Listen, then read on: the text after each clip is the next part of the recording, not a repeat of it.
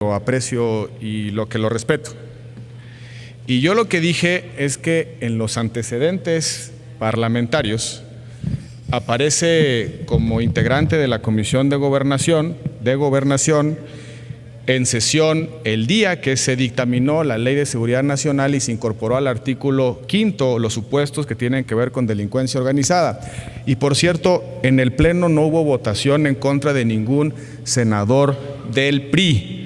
Por eso, insisto o asumo que usted, dado su pertenencia a la fracción y como integrante de la comisión, tenía conocimiento de lo que ahí se estaba discutiendo, analizando y decidiendo.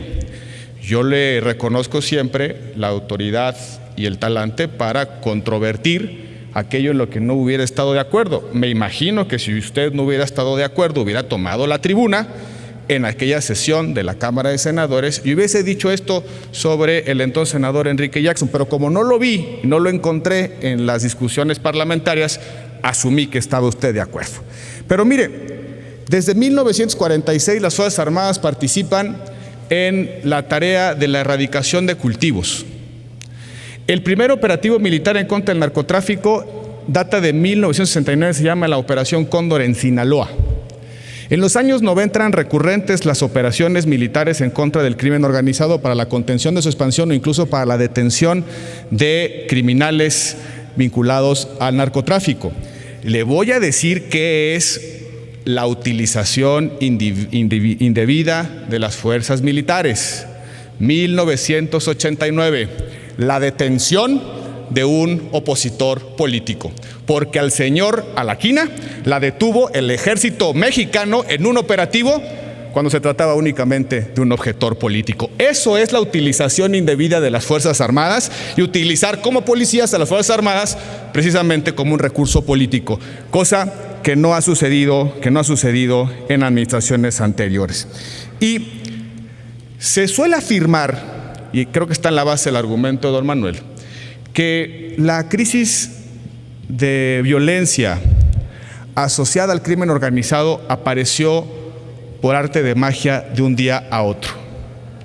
Ya se le olvidó a don Manuel que, por ejemplo, en 1993 inició la rivalidad sangrienta entre Sinaloa y Tijuana cuando Arellano Félix quiso matar al Chapo y el Chapo quiso matar a Arellano Félix. Allí empezó una primera rivalidad sangrienta entre dos cárteles muy importantes en nuestro país.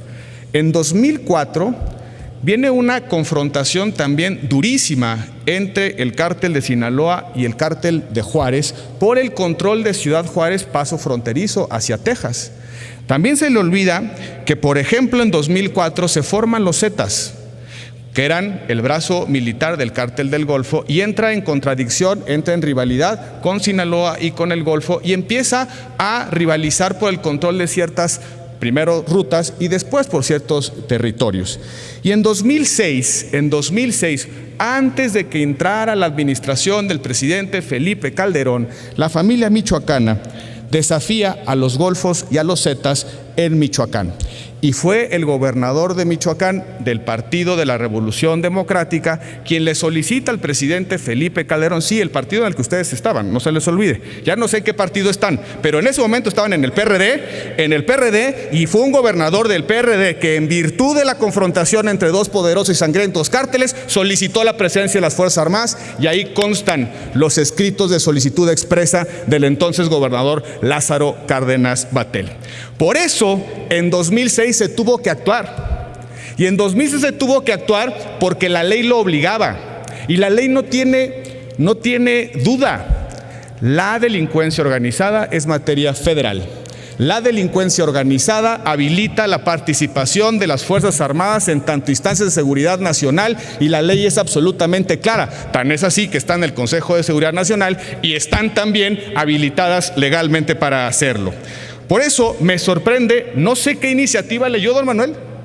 El artículo 4 que usted cita es la definición de los juzgados de control en mi iniciativa. No sé de dónde usted sacó una habilitación a realizar cateos, detenciones. El artículo 4 es el artículo de las definiciones de las iniciativas y la fracción que citó define los juzgados de control que ya están definidos por la Constitución, don Manuel. La fracción 10ª del artículo 4 de la iniciativa que yo presenté es la definición de los protocolos de uso de fuerza. No dice absolutamente nada sobre la utilización de fuerza letal contra agresiones, contra resistencias agresivas o no agresivas. Es el contenido mínimo de los protocolos de uso de la fuerza que, por cierto, están definidos en protocolos internacionales. No sé qué iniciativa leyó don Manuel, pero lo convoco a que le diga a sus asesores que impriman la que es correcta. Y solo concluyo, porque usted hizo una referencia a la OEA.